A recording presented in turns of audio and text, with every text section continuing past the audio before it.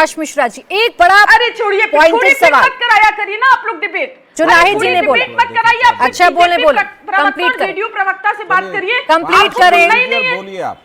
बोलिए आप नाहिद जी मैं जो ये कह रही हूँ कि जो गरीबों को मदद की बात होती है, जो लोग अपनी प्रॉपर्टी वक्फ करते हैं, वो चैरिटी इस तरह से होती है कि ऑर्फनेज बना दिया। जैसे यहाँ अमीनाबाद में है दारुल यतामा, ये यतीम खाना बना है। इससे जो यतीम बच्चे, अनाथ बच्चे वहां रहते हैं, एजुकेशनल इंस्टीट्यूट्स खोल दी बहुत कम दरों में। 6 मिनट बोलने आप, इससे ज्यादा मैं आपको टाइम नहीं दे पाऊंगी। नाहिद जी, आपसे बात कर रही हूँ कि आज बिल पर बात करिए, अपनी आपत्तियों पर बात करिए, ना जाने क्या क्या बता रही हैं।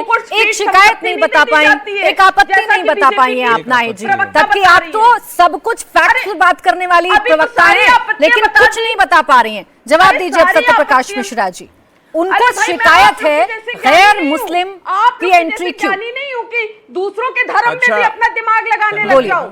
नाहिद जी थोड़ा सा मौका दीजिए हमें। नाहिद जी, मैंने आपको सुना, आप लोग को हर धर्म पे बोलना है। नाहिद जी, मैंने आपकी एक आपत्ति को सुना है, उस पर मैं अपनी राय रख दूं। ये इतिहास का एक बहुत मोड़ पर खड़ा है भारत, और ये एक नया अध्याय शुरू करेगा भारत में कि जमीन से संबंधित वक्फ बोर्ड का जो भी बिल आया है वो इसको पारदर्शी बनाएगा। और मैं विपक्ष की पार्टियों से एक छोटी सी लाइन कहूंगा कि अंधेरों से कह दो जरा, उजालों से टकराना छोड़ दे। निकला सूरज उम्मीदों का है, राह भटकाना छोड़ दे। बादलों की आड़ से सूरज डूबता नहीं, याद रख। संपत्ति थोड़ी है, और सुन, गुमराह करने का खेल ये बचकाना छोड़ दे। नाहिद जी, आप बोल रही थी, मैं बहुत शांति से सुन रहा था। अरे नाहिद जी, आप बोल रही थी, मैं शांति से सुन रहा था। धैर्य रखिए। आप बोल रहे थे, मैं शांति से सुन रहा था। अरे धैर्य रखिए। बताइए वक्त से आपसे क्या मतलब? अरे आप धैर्य तो रखिए, हम आ रहे हैं आपके बिंदु पर। शांत होइए तो बता दें। तिनका भी आपको धैर्य नहीं है आज मिलने वाला। नाहिद जी, बहुत आदर से आप दूसरों को सुनिए। मिश्रा जी अपनी प्रॉपर्टी, अरे सुन लीजिए, हाथ जोड़ के विनती है नाहिदा जी, सुन तो लीजिए, सुनने का धैर्य रखिए। थोड़ी आवाज कम करिए नाहिद जी, आप बोलिए। देखिए कितना उजाला आ जाएगा। नाहिद जी के पास आज बहुत कुछ है बोलने के लिए, बस पॉइंटर नहीं। हमारी पार्टी के नेता ललन सिंह जी ने स्पष्टतः सदन में कहा है कि ये गरीबों को जो वक्फ में वंचित करने की एक व्यवस्था लगातार 70-75 सालों से रही, उनको हक दे जाएगा।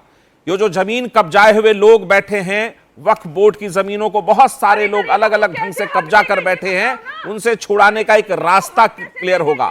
इनका एक आरोप है जो आरजेडी की प्रवक्ता छोड़ के डिबेट गई और नाहिद जी का, कि गैर मुस्लिम वक्फ बोर्ड में क्या।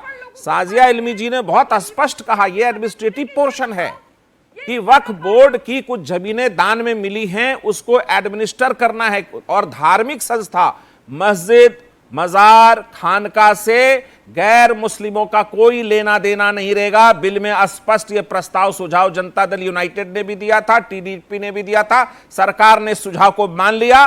तो मस्जिदों में कोई इंटरफेरेंस नहीं, मजार पर कोई इंटरफेरेंस गैर मुस्लिमों का नहीं, और न खानका पर। और इस तरह के जितने धार्मिक प्रतिष्ठान हैं जहां इबादत होती है, ईदगाह है, कब्रिस्तान है, उस पर कोई लेना देना गैर मुस्लिम समाज का नहीं है।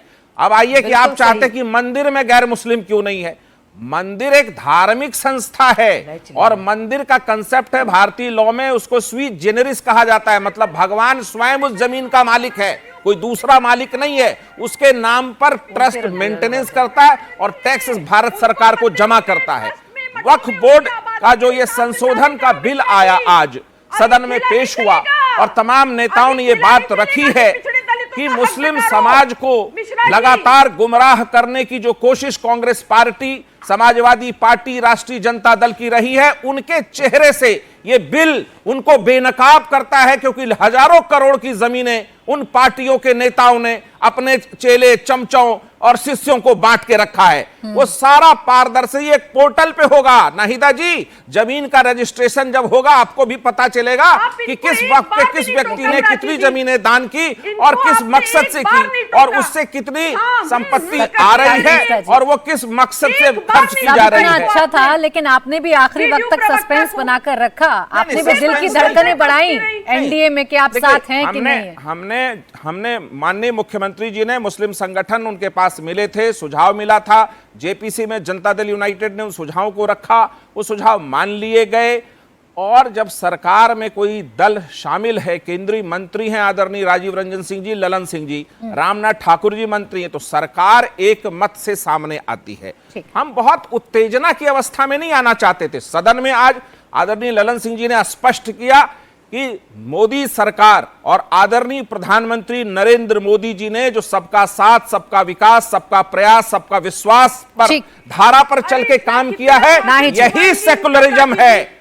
सेकुलरिज्म के नाम पर मुस्लिम समाज को गुमराह करना सेकुलरिज्म नहीं है, वो स्यूडो सेकुलरिज्म है। नहीं जी, नहीं जी, नहीं जी, नहीं जी, प्रॉपर्टी कुछ गरीब को दे दो। अरे मैडम आपको पता नहीं है, थोड़ा पढ़ के आइए। सुनना है सवाल, आज सवालों से बड़े भाग रहे हैं आप लोग।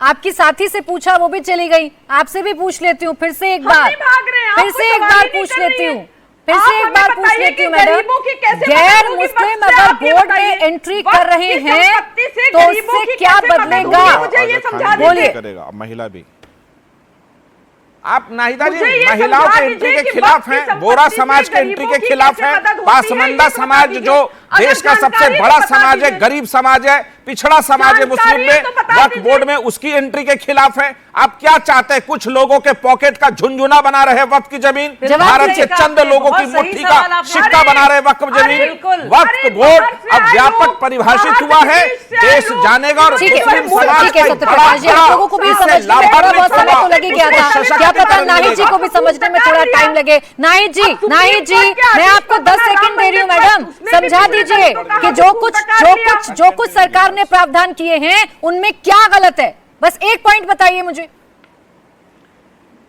प्राची जी मुझे आप प्लीज इतना समझा दीजिए कि वक्फ से आखिर गरीबों की मदद कैसे करी जाएगी। आप पहले मुझे ये समझा दीजिए, आप तो बहुत ज्ञाता हैं, आप मुझे बताइए कि वक्फ की संपत्ति से गरीब की कैसे मदद करनी नहीं है ना? अच्छा, दिक्कत ही है। आप पहले देखिए, जवाब नहीं है आपके पास। आज नाहिद जी के पास कोई सवाल नहीं है रखने